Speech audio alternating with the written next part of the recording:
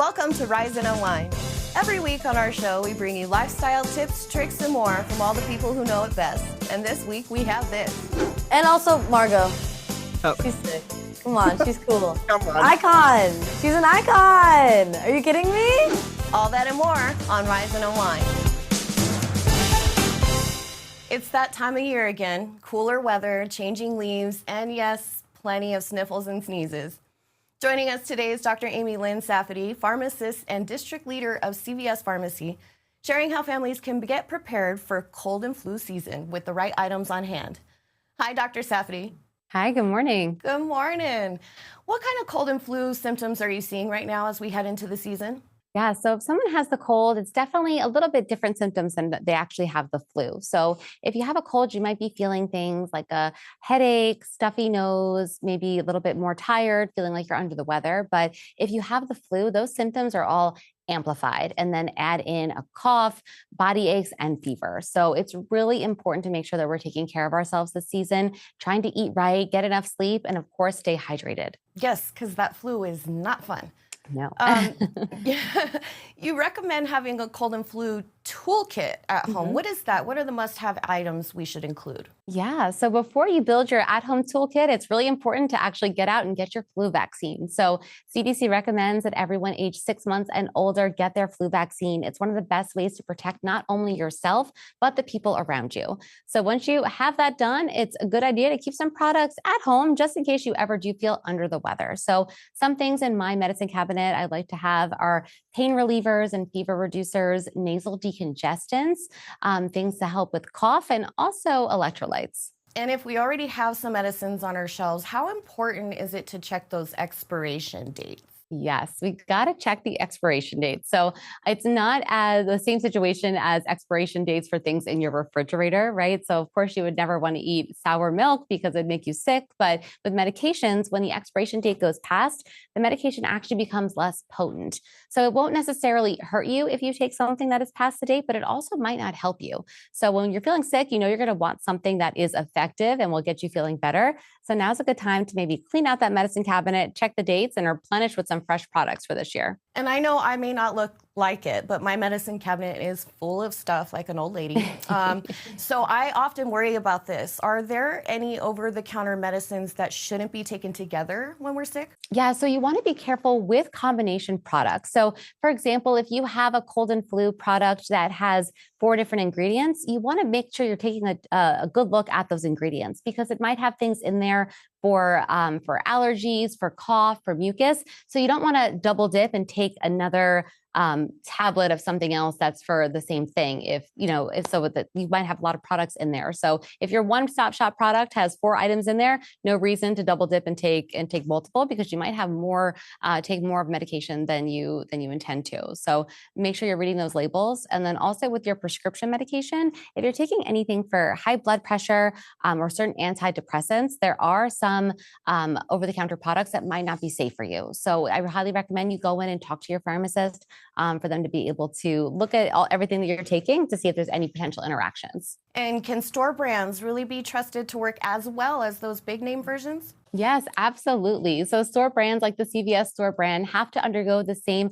safety and efficacy testing as the national brand, which is all regulated through the FDA. So these products are going to be safe, they're going to work, and they're also going to save you money because they're a lot cheaper. And what's nice about shopping now, if you're looking for CVS branded products over the counter, fresh new packaging that makes it really easy to find what you're looking for the whole family. And also a lot of these products are FSA and HSA eligible. So if people are looking to spend that money before the plan year closes this year, now is a good time to stock up on those over-the-counter items for your medicine cabinet. And where can our audience go to get more information or advice? Yeah, if viewers want to learn more, they could visit cvs.com or pop into their local CVS pharmacy. That sounds good. It's been great having you, Dr. Safaty. Thank you so much. When the weather turns colder, kids tend to trade outdoor play for more time on tablets and video games. But experts say that too much sitting can be bad for their health. Here to share how families can add more movement back into their day is Dr. Emily Greenwald, pediatrician and chief pediatric advisor for Nex Playground.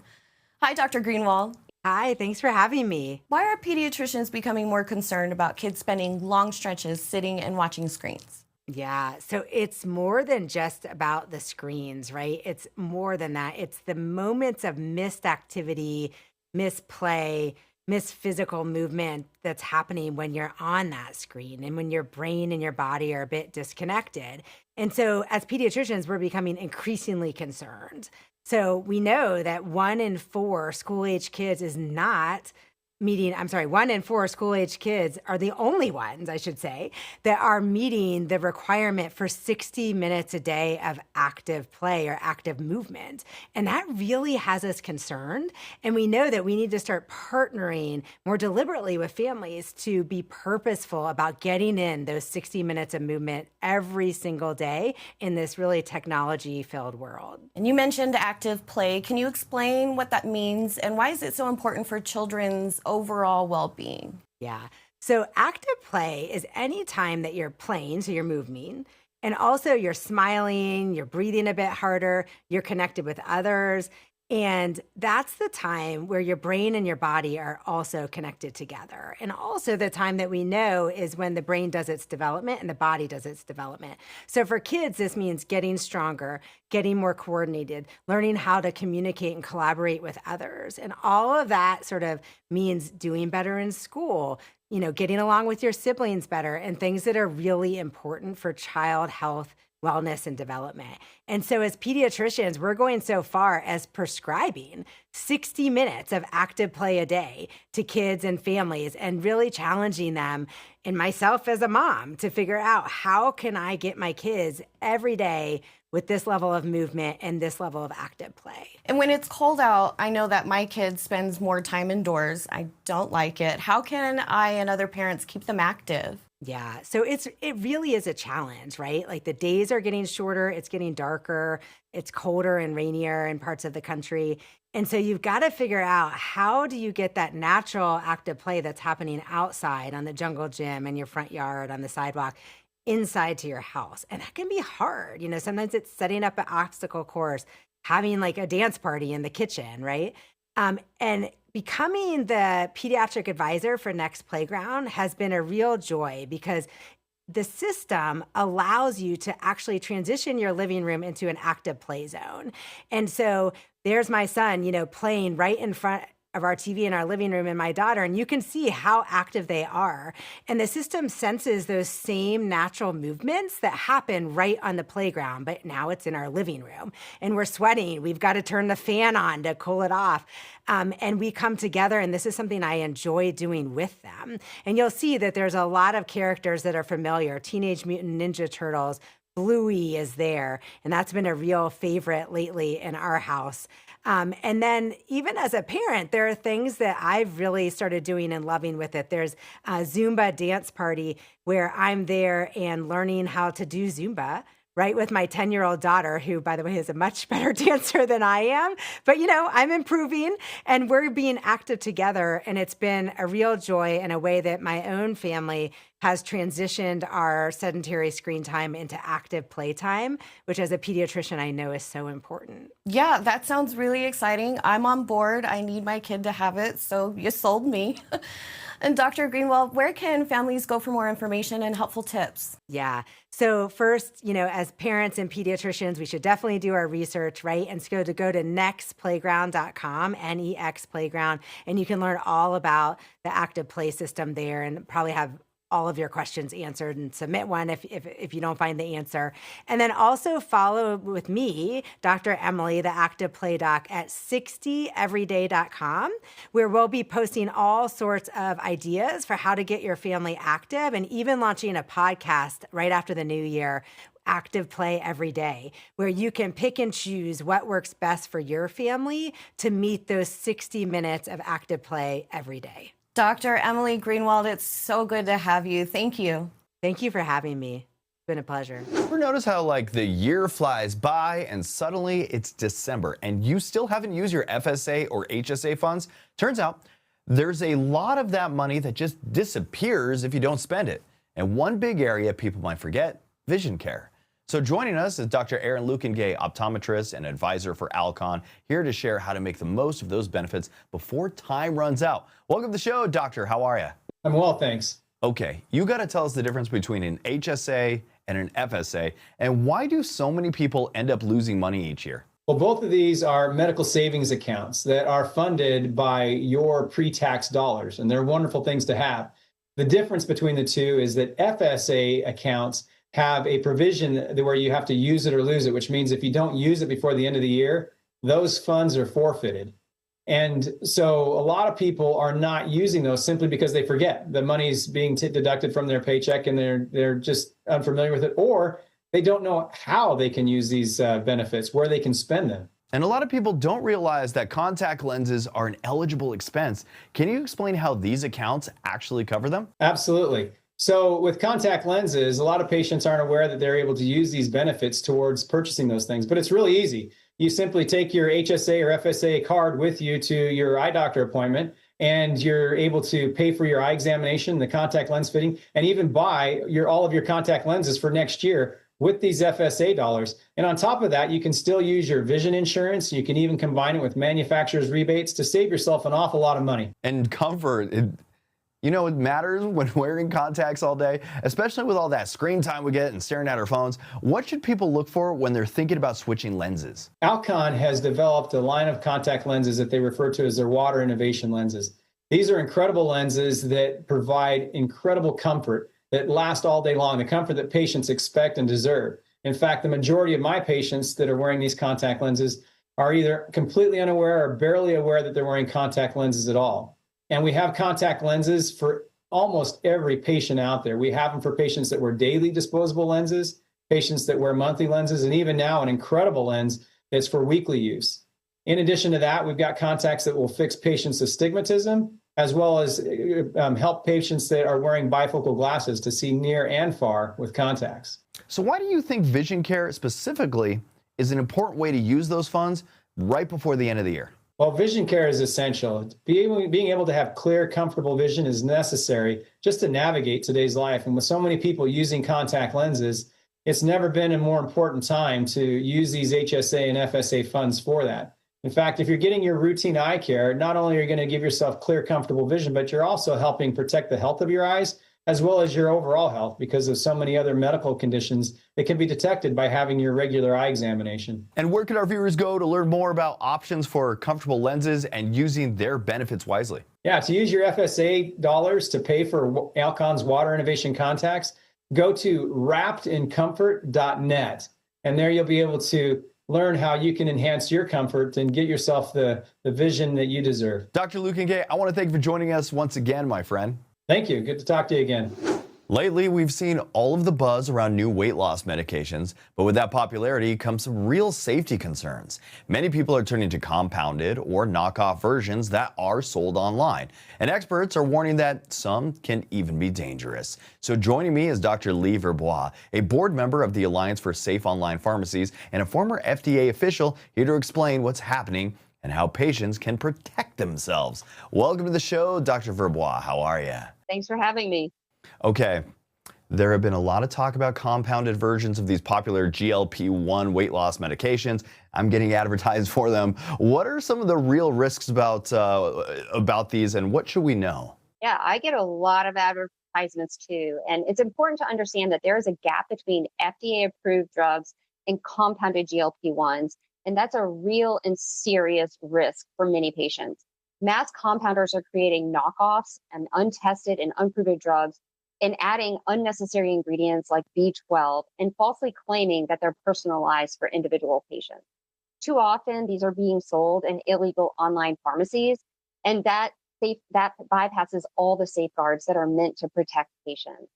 We see that this is having an impact on patients. Patients are more likely to be hospitalized up to 2 times the rate of others. And many people are surprised to hear that the compounded drugs don't always go through the same FDA process. Why are they allowed to be sold at all?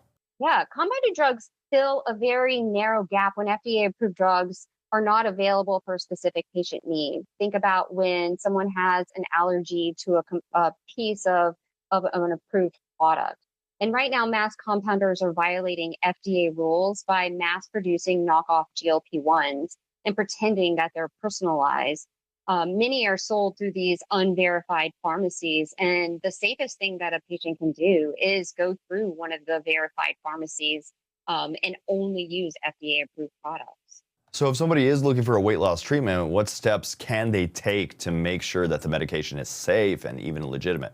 Yeah, the first thing a patient needs to do to make sure they're getting safe products is to talk to their healthcare provider before starting any medication, and only use verified pharmacies that dispense FDA-approved GLP-1s. To stay informed, patients can visit the Alliance for Safe Online Pharmacies at www.buysaferx.pharmacy. And finally, what more can be done by patients, providers, or even like policymakers to try to better protect people from these like unsafe online products? I love getting this question because it shows that everyone has a little bit of responsibility. Patient safety has to come first. FDA needs to step up their inspection. They need to close their oversight gaps and enforce rules prohibiting the sale of unsafe compounded GLP-1s. Recalls and warning letters show us how serious the risks are. And the data I showed on hospitalization, it showcases that. At the end of the day, this is fundamentally a public health issue. Patients should consult their healthcare providers, but FDA needs to close those gaps and showcase their critical role in keeping patients safe. I want to thank you for joining me today. One more time, where can we go for more information? Go to www.buysaferx.pharmacy. Dr. Verbois, thanks for joining me today. Thank you. They're mean, they're messy, and they're absolutely unforgettable.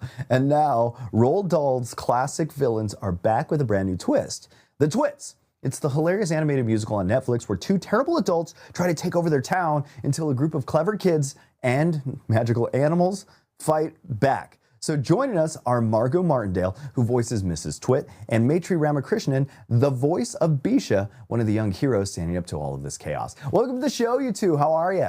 Oh, great. Good. Thank you. Doing great. Okay, Roald Dahl, his stories, they're always filled with like dark humor, but yeah, a lot of heart. What was it like stepping into his world for the Twits? It was a joyride, really. Truly, a true joyride in the land of the Twitlandia amusement park. Very dark humor and obviously, like you said, emotional themes, but also a really nasty, grimy, gross and smelly backdrop for the Twits. And Margot, Ms. Twit. Yeah. She's such What a about wonderfully it? awful What about character. her? How did you find your take on her personality and her voice and all of that? Just follow the leader, if you know what I mean. Phil Johnson really, he was the guide for all of us, and he's a unbelievably creative, fun-loving, crazy, wonderful man. And it was like there was no limit to what we could do. You know, to blow the top off, basically. And Maitreyi, your character Bisha brings so much heart to the story.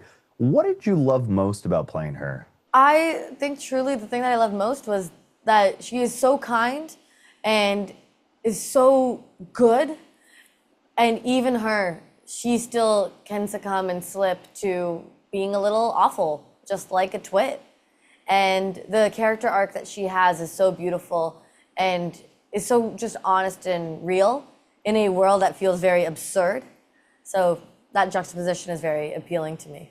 In the movie, it mixes some humor, some music, and a great message about teamwork. What do you hope families take away after watching this? I just hope they take away the joy that we felt doing it, that we had doing it, and also the beauty of the animation is extraordinary, I think.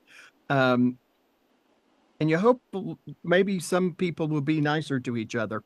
Yeah, a little kindness, a little kindness. Little Take away a kindness laugh and goes a cry. long way. Yeah. Yeah. And both of you have such diverse careers. What made the Twits stand out as something that you just definitely wanted to be part of? Phil Johnson. Yeah, Phil. And also Margot. Oh. She's sick. Come on, she's cool. Come on. Icon. She's an icon. Are you kidding me? Come on now. You're crazy. Come on Crazy. now. Phil and Margot. Oh, wow. Well, that's nice. See, you got a little bit of love there. The Twits is now streaming on Netflix. It's the perfect pick for a family movie night full of laughs, songs, and maybe a little mischief. You can check it out now at netflix.com/thetwits. Hey, I want to thank you two for joining me today. Thank you. Thank you. Do you ever wonder what happens after a billionaire just decides, I'm going to give it all away? You know, the office is left to clean up the chaos. Apple TV Plus's Loot is back with its third season, and this time, the Wells Foundation crew is facing fresh drama, bigger laughs, and a few emotional twists along the way. So joining us are Michaela J. Rodriguez, who plays Sophia, and Joel Kim Booster, who plays Nicholas. You know, two fan favorites who help keep this hilarious workplace running, well, most of the time. Welcome to the show, you two. How are you? Pretty good. Can't complain. All right, now that season 3 is out, fans finally got to see what happens after the jet-setting cliffhanger. How would you describe the vibe of this season and how the Wells Foundation has evolved since last time? You know what? I think jet setting is sort of the vibe for the entire season. We go a lot of different places this year, and it's going to be really fun. We get out of the office a lot more this season than I think we have in seasons past, which is really exciting for all of us. And it's putting all of the characters in situations that I think are testing them and forcing them to grow a little bit. And they're all experiencing a lot of change, I think, this season. Sophia is usually the calm and collected one. So without giving too much away, what new challenges really test her this season, either at work or personally? Well, you know, I think there's a whirlwind of an individual that just comes and knocks her off her feet, and she doesn't know how to deal with that, being that it's so close to home. And she has to navigate that while still managing the foundation. So I think that's a great way to get things started, which is shake her up a bit and make her bust at the seams a little bit, because I think a lot of us are tired of seeing Sophia so straight-laced, you know? So, like, I think that's one thing. And also our stories in general, how we're paired up and seeing each and every last one of us just, like, play off of each other. And Nicholas has become Molly's right hand and also become a fan favorite. What's his big glow up or I guess an moment we should be watching out for? You know what? I think that, you know, I can't go into too much detail, but I think you get a sense of what Nicholas's sort of goals are beyond the Wells Foundation this year. Yeah. You know, we've planted the seeds, I think, in seasons 1 and 2, and you really see it come to fruition in a big way in season 3, which is really exciting. And you get a lot of a deeper sense of his relationship with Molly and how that started and where it's going too. And the Molly Arthur, you know, will they, won't they, it gets a lot of attention. How does that thread shape the team's dynamic this season? You know, I've always seen it as, well, from the beginning of season 1 until now, I've always seen Molly as the mother hen and, you know, Nat's character as like the budding father who comes in. Then after that is Joel's character, my character, and Stephanie's character as like the children, if you will, and the ones. So I kind of always seen it like that. I mean, what about you, Joel? Yeah, I think like it's interesting this season because it's always fun in games to like watch the will they won't they happen, but it's always interesting to see like what eventually like what the actual like doing of the relationship will look like in practicality and in reality. And you know, it's a whole new set of hurdles for them to get over now that they are a little bit closer. So it's definitely going to be a lot of fun to watch that play out. And for new viewers that are jumping into season 3, like what's the perfect, I guess, on-ramp episode or a quick catch-up beat that they should be knowing before they hit play? Oh man. You know what? My personal favorite, this is maybe not like the best entryway point for a new watcher, but if you want to get a sense of the comedy of the show and you want to get a sense of like all of our characters, I do think the fashion show episode from season 2 is a great way to introduce people to this. And then they can circle back and catch up. But in terms of like how big our show goes, how silly our show goes, and how much heart our show has, you really get a sense of that in season 2 in that fashion show episode. And you get to see Maya Rudolph in, you know, the height of doing what Maya Rudolph does. Yes. So yeah, check that out for sure. Or you could just give out all your money and have your friends help you on that. Yeah, That's true too. Season 3 of Loot is now streaming on Apple TV Plus, with the first 2 episodes out, with new ones dropping weekly through December 10th. Go check it out and let us know your favorite Sophia or Nicholas moment after you binge. Hey, I want to thank you two for joining me today. Of course, thank you. Do you ever wonder what it really takes to earn one of the most iconic uniforms in sports? I would love one, but I wouldn't look good in it. Season 2 of America's Sweethearts, Dallas Cowboys Cheerleaders, just dropped on Netflix, and it gives us an all-access pass to the high-pressure world of DCC auditions, training camp, and the life under those stadium lights. So joining us today is longtime DCC director Kelli Finglass, along with current squad members Jade McLean and Reece Weaver, here with a sneak peek behind the pom-poms. Welcome to the show, you three. How are you? Good morning. Great. All right. This new season takes on, it really takes viewers deeper than it has ever done before. What made you want to tell more of the story this time around, Kelli?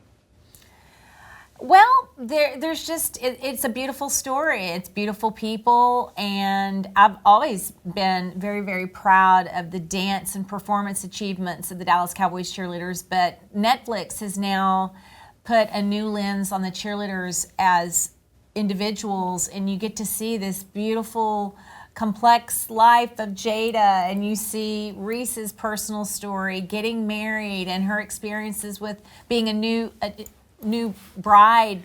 It's just it's captivating, and they're all someone that different people can relate to and be inspired from. Jada and Reece, what was it like to have cameras following you along your journey? I have a hard time with the ones that are in this room. Did anything surprise you about like watching it back after everything?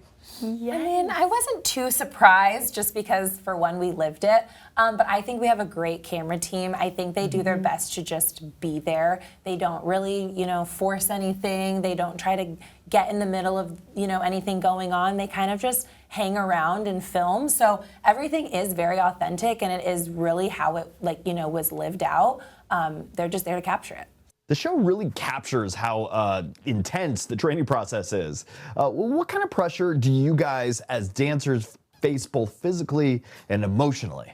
I think, as dancers, we, from a very young age, we're constantly looking at ourselves in the mirror, and we're trying to learn technique and moves and all sorts of things in the mirror. And I think that can sometimes negatively have an effect on dancers as they grow older with comparison or wanting to have certain strengths that other girls have. But I think that for us, I think that we all know that we are cream of the crop, and we do our best in everything that we do, but we also push ourselves. And so I'm just really grateful for the sisterhood that we have, and that camaraderie of making sure that we're the best in all that we do. And you get to see a lot of sisterhood and personal growth this season. How has being part of the DCC changed your lives beyond the field? Yeah, I've met some of my best friends on this team, and truly they've shaped me. They've taught me a lot about myself. They've taught me a lot about, being a good friend, being a good teammate, and being a good human being. So I'm grateful for these women. They are a lot more beautiful on the inside than they are on the outside. I know that's probably hard to believe, but I think they are amazing individuals, and I'm just so grateful to be surrounded by people like them. I want to thank you three for joining me this morning. If you love football, dance, or just that great underdog story, check out America's Sweethearts, Dallas Cowboys Cheerleaders, now streaming on Netflix. Thank you three for joining me this morning. Thank you. Thanks for watching Rise Unwind. Please visit us on our website at riseunwindtv.com. Follow us on our socials and subscribe to our YouTube at Rise Unwind. And thanks for tuning in. You take care. We'll see you next week.